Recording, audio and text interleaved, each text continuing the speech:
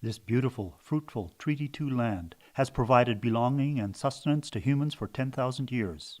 150 years ago, Euro settlers were offered freehold land from the ancestral territories of Dakota, Nakota, Anishinaabe, and Métis nations. These indigenous communities have been marginalized to make way for export agriculture. Indigenous neighbors and the Truth and Reconciliation Commission encourage history to be told truthfully and respectfully. We each belong to this land. Together, we share in its care.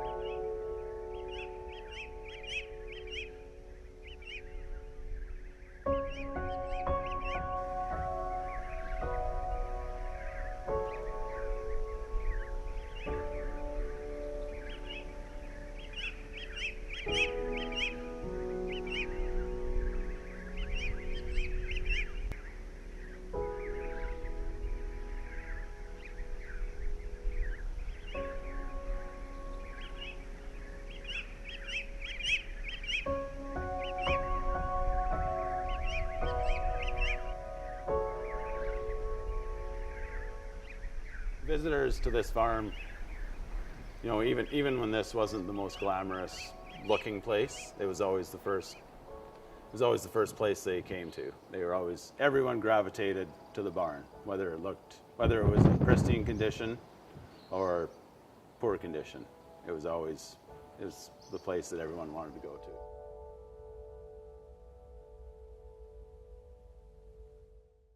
Most of my memories in this building are just playing around, showing my friends, taking my friends up to the loft, and they were always amazed. It was 16 feet when it was originally built, which just makes you appreciate the construction of the building. It was, you know, there were no power tools. These were people swinging hammers and using pulleys and props to put up, you know, and horses to put up rafters and walls, and every nail in here was driven by a hammer, which is incredible, and it's worth respecting. And that's, you know, it's part of the reason I want to keep it. There's always reasons, there's always conflict as to why, you know, as to whether you keep it or whether you tear it down and forget about it. And there's justification for either reason. Or for either plan. It's just me trying to sort out in my own mind what I can live with.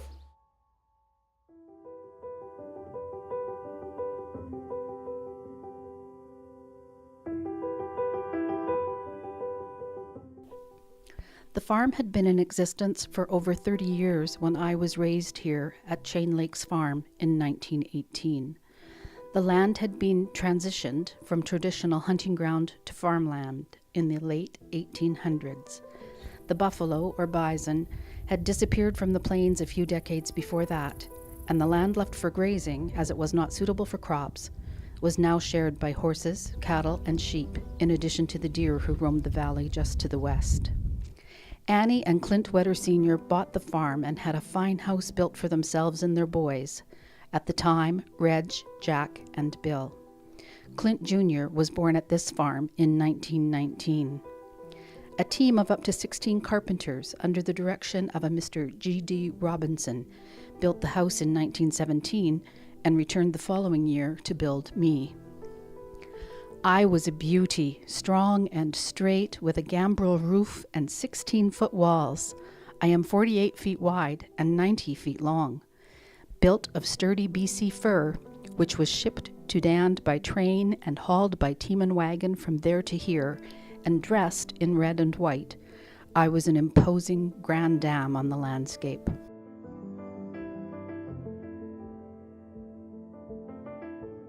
"100+ years sees a lot of changes. Everything from the way the farm work is accomplished, to the way livestock is handled and cared for, to the things the family here does for fun. And of course, the people themselves. The folks who built me are all long gone. Today, the 4th and 5th generations of the Wetter family call Chain Lakes Farm home. For after Clint and Annie came Jack, who had taken over the farm, and his wife Donelda G. They also raised a family of 4, Jerry, Darlene, Rod, and Nancy Lou. In time, Jerry took over from his parents, and he and his spouse, Margaret Harry, raised 3 sons here, Jay, John, and Ian. Fast forward to 1999, and John returned to his roots, and now he and his wife, Tracy Salamandra, are raising their family, Jack, Nora, and Nicola.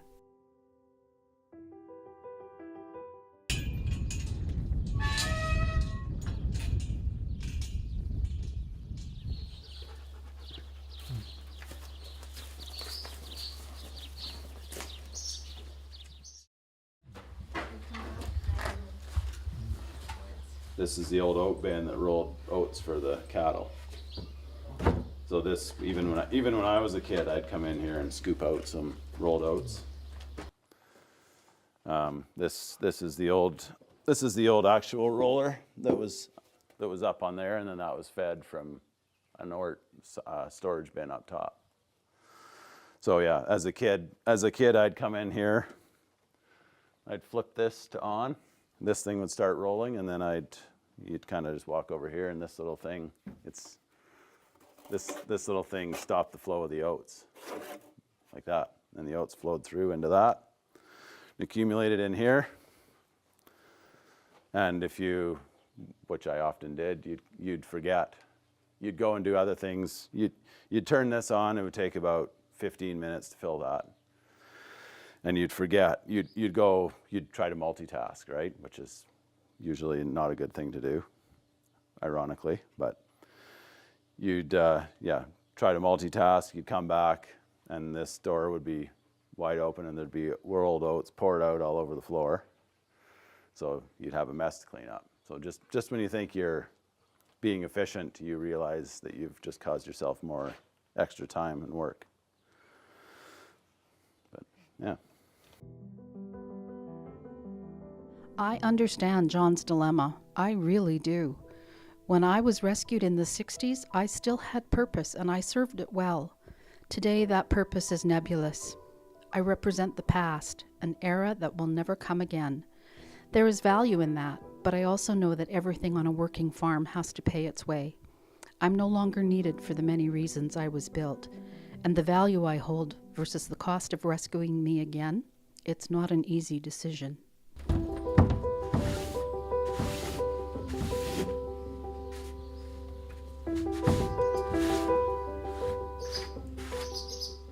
When I was about 12 years old, this is kind of an embarrassing story, but my cousin and I, for whatever reason, I guess there was always pigeons in the loft or pigeons around the barn roosting on top.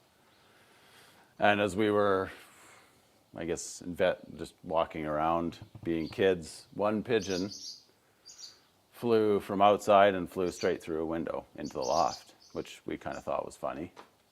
Not sure why, just kids being kids. Anyways, after that happened, we decided for whatever reason, we'd throw a stone at one of the pigeons, and I think it ended up breaking one of the windows way up high. And as 12-year-old or however old we were, 10 years old, we thought that was quite comical, and then it just snowballed from there, and we just obliterated dozens of windows out of this barn, just thinking it was an old building that no one would notice. And so we smashed so many windows, and it was clearly very noticeable to my grandpa. And so he was a very nice guy, thankfully, luckily for us. But my dad, I think, made us, obviously was angry with us, but made us come back and help my grandpa repair all the windows. We we had to remove each pane of broken glass, and then they had pre-cut panes, extra panes kicking around. So we had to set them in, push the little nails in, and then seal them back up with some sort of sealant. I can't remember what it was, but using a putty knife, we had to go around and help him fix all these windows. So it was a good way to learn a lesson, and but it was quite, bad, obviously very bad at the time, but comical when you look back on it. Not one word was shouted in anger, and today John remembers the gentle kindness of his grandfather with a profound sense of appreciation.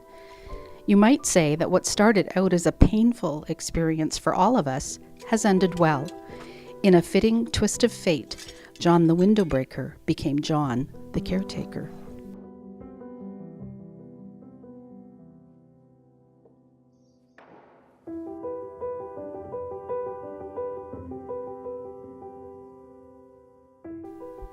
For over 50 years, I was the heart of the farm, the winter home for both beef and milk cows and work and pleasure horses, in addition to my loft, which held a winter's worth of feed and straw for bedding, and at varying times a multitude of cats.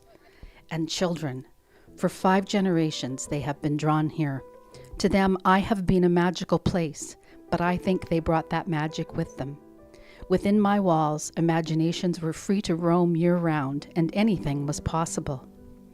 I have welcomed them in from the cold and the rain, watched them grow and take on responsibility, shared their sorrows and their fun, how they loved to play and explore here, swing from the ropes and let go over the haystacks, or in summer, sit at my open loft doors, feet hanging over the edge. It wasn't always only the livestock who sought my shelter. Even today, I can hear the echo of the anguished sobs of a young man, Jack, at just 17. Upon learning that his beloved dad had died, he ran to me and shut himself in the silo for privacy so that others wouldn't see him cry. I settled my calm and quiet around him in consolation. I swear the entire farm, from the humans to the land, sensed the loss that January day in 1925. Reg was attending medical school, so Jack and Bill, at ages 17 and 15, were suddenly full-fledged farmers with mortgage commitments, and Clint Jr., just 6 years old, was without his dad. Jack did his best to help fill that role as well. Then, just a few short years later, they faced perhaps the largest challenge of all, the Great Depression. Known throughout the prairies as the Dirty 30s, years of drought meant no crop at all in 1934, no livestock feed to be found for 25 miles. Those were hard years, without even mentioning the grasshoppers, or rust in the crop, and the dust storms, visible for miles before they reached the yard. For many decades, my purpose was obvious and activity constant. By 1965, my frame was tired from carrying the weight of the roof, and my walls were beginning to bow. I admit I was thinking it might just be easier to let go and collapse. But Jack had other ideas.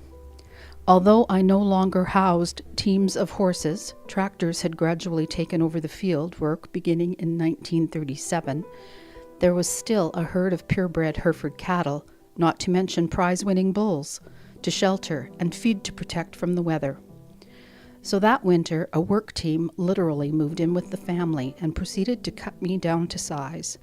2 months later, my roof was 8 feet or 2.5 meters closer to the ground. Good for another 50 years.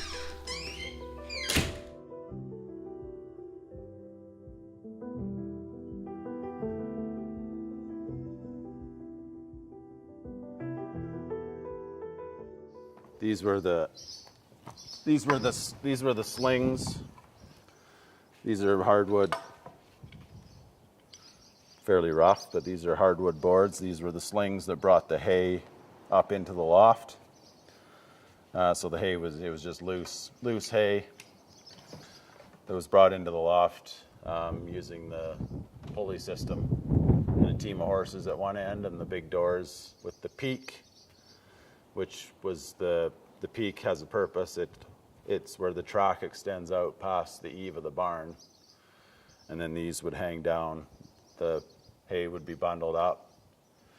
Someone at this end of the barn would crack the whip and the horse team would take off, and it would pull the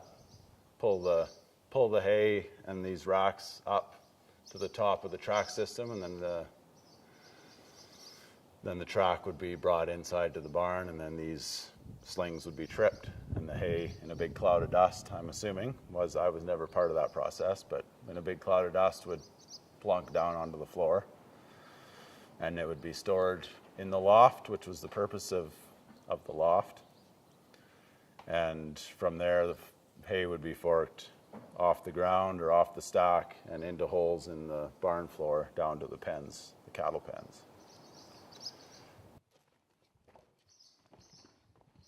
It's at the point where something needs to be done or it's going to be on the ground. And we're probably more years away from that than I realize, but it could be a few years. So the time to act is now, and that's kind of another part of the reason that I'm feeling the push to make a decision outside of just trying to close the chapter on this thing in that, trying to end my internal debate on what to do with it, because it'll just fester forever if I don't make a decision. So maybe I've made a decision, maybe I haven't. I don't know. We'll see. We will see.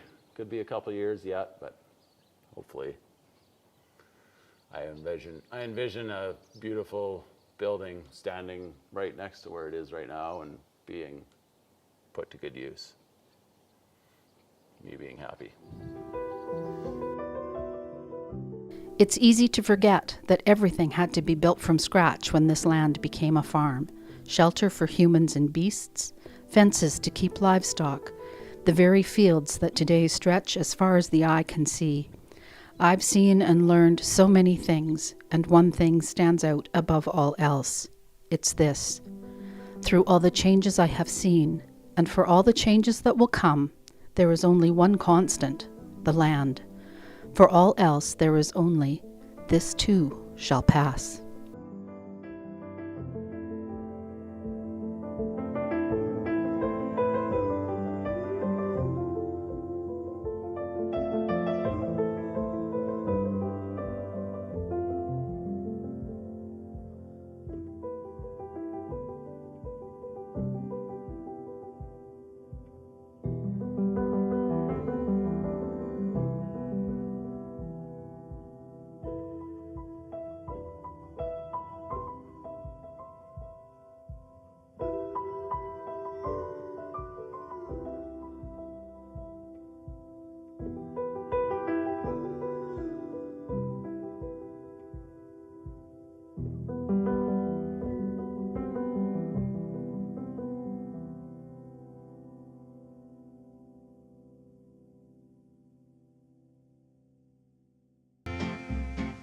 There's a long, long trail a-winding into the land of my dreams, where the nightingales are singing and the white moon beams. There's a long, long night of waiting until my dreams all come true, till the day